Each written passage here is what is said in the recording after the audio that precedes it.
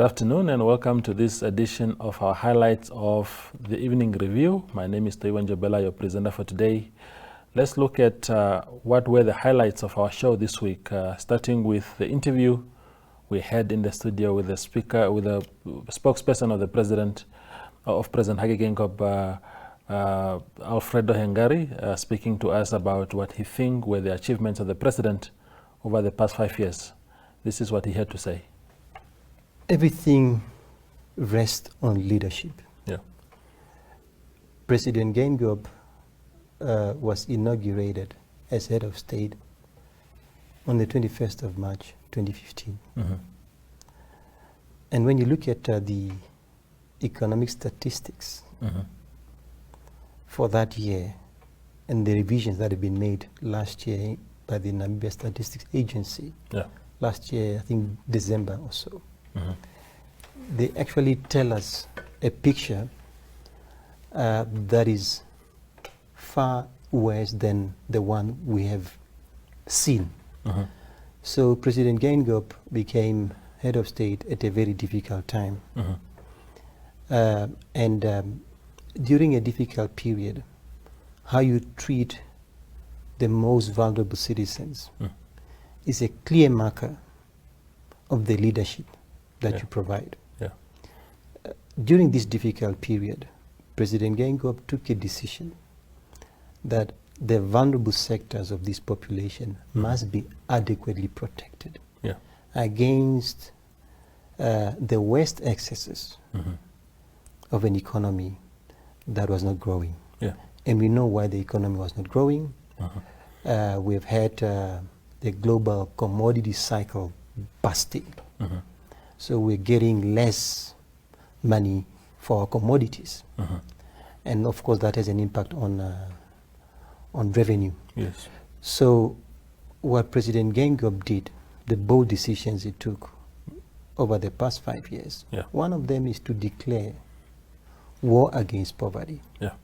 To say we have to eradicate poverty. Not just alleviate, as has been the discourse over the years, over the decades, to eradicate poverty. And in that very same year, the United Nations adopted the Sustainable Development Goals. The number one goal is eradicating poverty. Yeah. So the president was visionary enough to say this thing can be eradicated. Now, how do you eradicate poverty? You eradicate poverty through protecting the most vulnerable sectors of the population.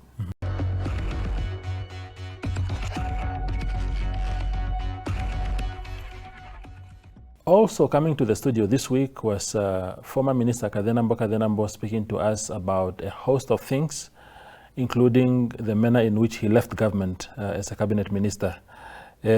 He was answering here about what led to what seems to be his decline in politics, and this is what he had to say. So then your status in SWAPO also then started sliding away. Maybe because of your vocalness, being vocal, being outspoken, calling the spade a spade. Do you associate that with the way things have turned out since then? Because you're no longer in the SWAPO Central Committee or any senior structure of the party. What happened? How did that decline come about? It's politics. It's the up and downs of politics. If you are in politics, you should know that one day it will be rainy for you, and the other day it will be drought. So what I'm going through, it's a natural process. It's a natural course. It's nothing new here. I'm a politician by excellence, and I understand the consequences of taking position. What happened for me to get out? I associated myself with Team SWAPO at the last end of the tail of the campaign, because I distanced myself. Firstly, I differed with President Geingob on the issues of genocide, and that is President Geingob and his administration and the SWAPO Politburo. You see, there was this SWAPO playing with words, like genocide, political expediency, that genocide covers everybody. for me, it was nonsense. Yeah. Genocide doesn't cover everybody in this country. Yeah. It targeted particular tribes. Yes. And Gengo was playing a dally-dallying about it. Mm. I could not play a dally-dally about it. Yeah. It's an issue that is close to his heart, I know, just like it's close to my heart. Yeah. But for his political reasons known to him, Yeah. he was playing to the gallery. Yeah. I could not stand that. I got no luxury of playing to the gallery. Whether it's Gengo or God or Satan playing to the gallery, it has got nothing to do with me. Yeah. So I differed with him on that. And I differed with him on the approach of the ancestral land. Yeah. I differed with him on the issue of Botswana refugees, Yes. who, even up to now, we are treated as second-class citizens in this country. I could not fathom that. I differed with him on that.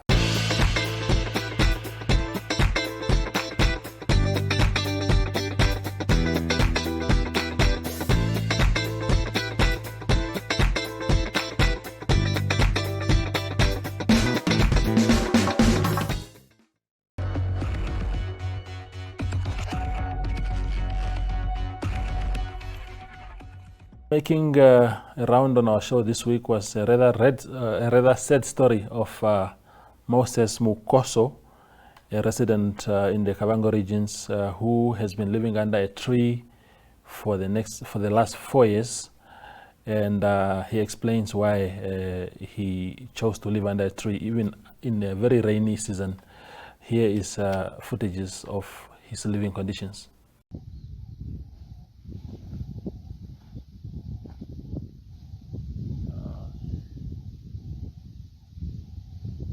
Now let him sleep. Show me how you sleep. Show me how you sleep. Oh.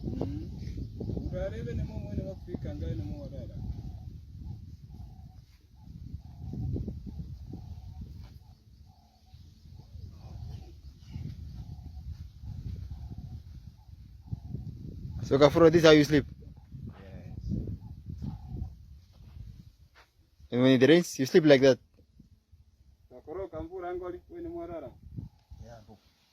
Okay, that's how you cover. Okay, oh, it's okay. Now show me your food that you have left in the house. Show me the food, Ekuria. What do you have? What do you still have left?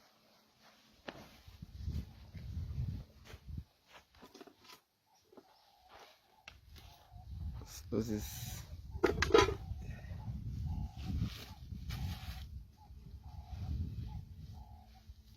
Okay, that is Mausira. Yeah, that is the maize that he has left. And I saw some skin. What is that? What is that? Skin zongombe. Yeah. So this is cow skin. Yes. So you cook this one. Yes. Okay. And mutete. Okay. Just put it. You can put it back.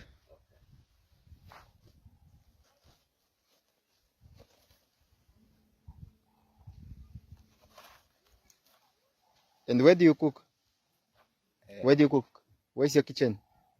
Come show me the kitchen. Okay. This way you cook. Okay. Show me where you put your pot. No.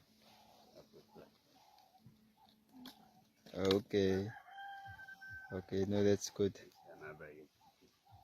Okay. And show me where were you sleeping before? Where was your first house before this tree?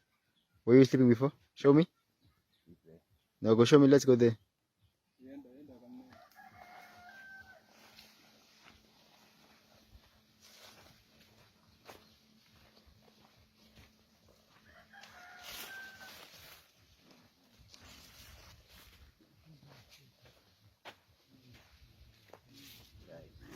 It was here. You just sleep here. Okay, under the. Okay. Okay.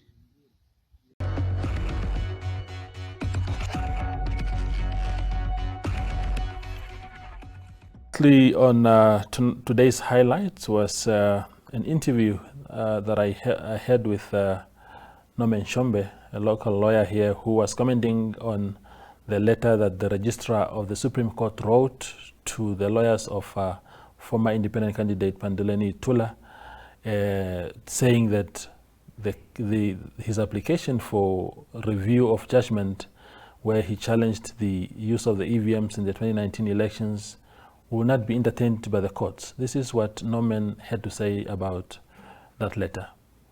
Well, I was quite surprised, mainly for three reasons which are quite fundamental to how the court system works. Yeah. One was that this order, if one could call it the order that's in the form of a letter, Yeah. was written by the registrar of the Supreme Court. Yeah. Now, the registrars of the courts don't adjudicate on cases. Yeah. They are simply administrative functionaries of the court. Yeah. The court, that's the duly constituted court, whether it's 3 judges in the Supreme Court or maybe even 5 if it's a full bench. Yeah. They are the ones who would have to adjudicate on the matter and make a decision. So it's not very apparent or immediately apparent from the letter whether this was a decision by the court. Yeah. In other words, a duly constituted court, meaning judges, Yeah. who wrote the letter.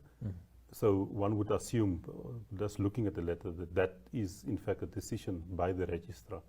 And then secondly, the more fundamental issue is also that, courts are supposed to be delivering judgments in an open court. Yes. Now, if this is a judgment or order, it wasn't delivered in the open court. It has to be, the court has to convene, and then a judgment being delivered by the judges.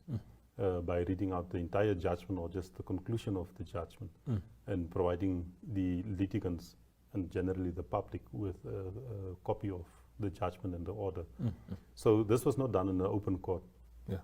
But most fundamental is also that generally the courts are there, and should constitute themselves to be available for persuasion by the litigants.